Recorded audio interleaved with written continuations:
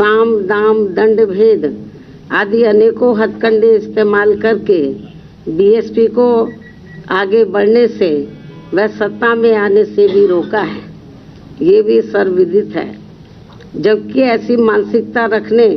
व नीतियों पर चलने वाली खासकर कांग्रेस, बीजेपी व इनकी समर्थक पार्टियों की वजह से ही अपने देश में यहाँ शुरू से ही गरीबी, बेरोजगारी, महंगाई व भ्रष्टाचार आदि भी लगातार बढ़ रहा है। किसान, मजदूर, छोटा व्यापारी व अन्य मेहनतकश लोग भी यहाँ काफ़ी दुखी हैं और इन सब मामलों में बीजेपी के शासनकाल में तो स्थिति और भी ज़्यादा खराब व दयनीय बनी हुई है, जिन पर पर्दा डालने व लोगों का ध्यान बांटने के लिए ही अब ये पार्टी आए दिन नई व हवाई घोषणाएं करने एवं निवेश लाने के नाम पर भी किस्म किस्म की नाटकबाजी आदि करने का ही सहारा ले रही है तथा जिनसे जमीनी हकीकत में यहाँ के गरीब एवं मध्यम वर्ग के लोगों को कुछ भी खास लाभ होने वाला नहीं है। साथ ही इनकी गलत नीतियों व गलत कार्यशैली की वजह से ही अब यहाँ उत्तराखंड व अन्य पहाड़ी बहुल्य प्रदेश भी काफ़ी ज़्यादा प्रभावित हो रहे हैं। इसके अलावा देश में ज़रूरतमंद लोगों को सही से बसाने की बजाय उल्टा हल्द्वानी की तरह ही अधिकांश उन्हें उजाड़ा जा रहा है। हालांकि हल्द्वानी के लोग तो अभी माननीय सुप्रीम कोर्ट की वजह से थोड़े बचे हुए हैं और अब यहाँ यूपी सहित पूरे देश में कानून व्यवस्था को ठीक करने की आड़ में जो घिनौनी राजनीति की जा रही है, ये सब भी किसी से छिपा नहीं है। साथ ही जांच एजेंसियों का भी देश व जनहित में इस्तेमाल करने की बजाय ज़्यादातर इनका भी राजनीतिकरण ही कर दिया गया है। ये भी देश के लिए काफ़ी चिंता की बात है। इसके साथ साथ पिछले कुछ वर्षों से देश में ईवीएम के जरिए चुनाव कराने को भी लेकर यहाँ की जनता में किस्म किस्म की आशंकाएं व्याप्त हैं, जिन्हें दूर व ख़त्म करने के लिए बेहतर तो यही होगा कि अब यहाँ आगे सभी छोटे बड़े चुनाव पूर्व की तरह सीधे बैलेट पेपर से ही कराए जाए। बीएसपी के मुख्य चुनाव आयोग से तथा केंद्र की सरकार से भी ये पुरजोर मांग व सलाह भी है। और अब मैं अपने जन्मदिन के मौके पर विशेषकर अपने दलितों, आदिवासियों, पिछड़े वर्गों, मुस्लिम व अन्य धार्मिक अल्पसंख्यक समाज के लोगों को आज भी इन्हें फिर से ये याद दिलाना जरूरी समझती हूँ कि भारतीय संविधान के मूल निर्माता व इन कमजोर एवं उपेक्षित वर्गों के मसीहा परम पूज्य बाबा साहब डॉक्टर भीमराव अंबेडकर ने अपने इन लोगों को ये कहा है कि मैंने यहाँ जातिवादी व्यवस्था के शिकार व सदियों से उपेक्षित रहे अपने इन वर्गों के लोगों को आत्मसम्मान व स्वाभिमान की जिंदगी बसर करने तथा अपने खुद के पैरों पर खड़े होने के लिए जो भी इन्हें कानूनी अधिकार दिलाए हैं, तो उनका सही से व पूरा लाभ लेने के लिए इन सभी वर्गों के लोगों को आपस में भाईचारा पैदा करके व संगठित होकर तथा अपने खुद के राजनीतिक मंच से जुड़कर केंद्र व राज्यों की भी राजनीतिक सत्ता की मास्टर चाबी इन्हें खुद अपने हाथों में लेनी होगी, क्योंकि अभी तक के अनुभव के मुताबिक यहाँ जातिवादी सरकारों के चलते हुए कभी भी इन वर्गों के लोगों को संविधान में मिले कानूनी अधिकारों का सही से व पूरा लाभ नहीं मिल सकता है। खासकर आरक्षण के मामले में तो शुरू से ही यहाँ कांग्रेस, बीजेपी व सपा सहित अन्य सभी विरोधी पार्टियां अपने संवैधानिक उत्तरदायित्व के प्रति कतई भी ईमानदार नहीं रही हैं। इसके साथ ही एससी व एसटी के आरक्षण को लागू करने के मामले में ही नहीं बल्कि ओबीसी के आरक्षण को भी लेकर इन पार्टियों का रवैया अधिकांश समय अति जातिवादी व क्रूर ही देखने को मिला है। जिसके तहत ही कांग्रेस पार्टी ने केंद्र में अपनी सरकार के लंबे दौर के रहते हुए भी पिछड़ों के आरक्षण संबंधी मंडल कमीशन की रिपोर्ट को लागू नहीं होने दिया। इसके साथ साथ इन्होंने SC व ST के आरक्षण को भी निष्प्रभावी बना दिया और अब बीजेपी भी इस मामले में कांग्रेस पार्टी के ही पद चिन्हों पर चलकर इनके आरक्षण के हक को मारने का भी ये घोर अनुचित कार्य कर रही है, जिसकी खास वजह से ही इस बार यूपी निकाय चुनाव भी प्रभावित हुए हैं। इतना ही नहीं बल्कि सपा की रही सरकार ने भी यहाँ खासकर अति पिछड़ों को उनका पूरा हक नहीं देकर इनके साथ हमेशा छल करने का ही काम किया है, जिसके तहत ही सपा सरकार ने OBC की 17 पिछड़ी जातियों को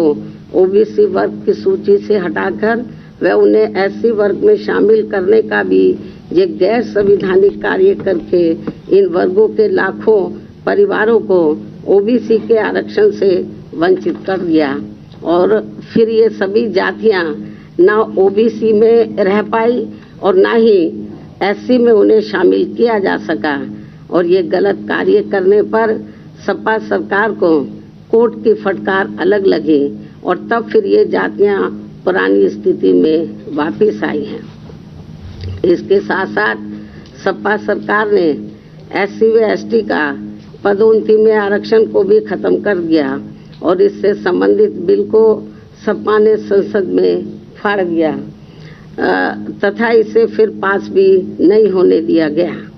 जबकि BSP की रही सरकार में SC व ST के साथ साथ अति पिछड़ों व पिछड़ों को भी उनका आरक्षण का पूरा हक व लाभ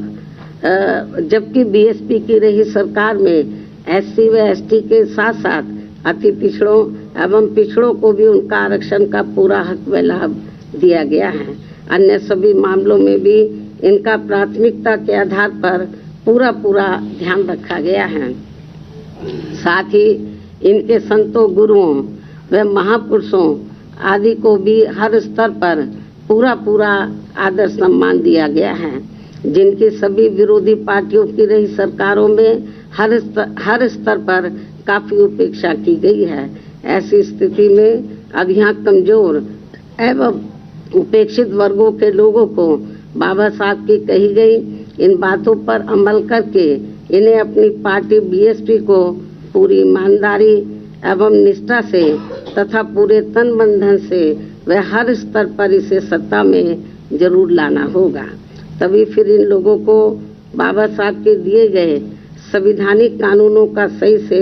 व पूरा लाभ मिल सकता है और तभी ये लोग यहाँ अपने आत्मसम्मान व स्वाभिमान की भी जिंदगी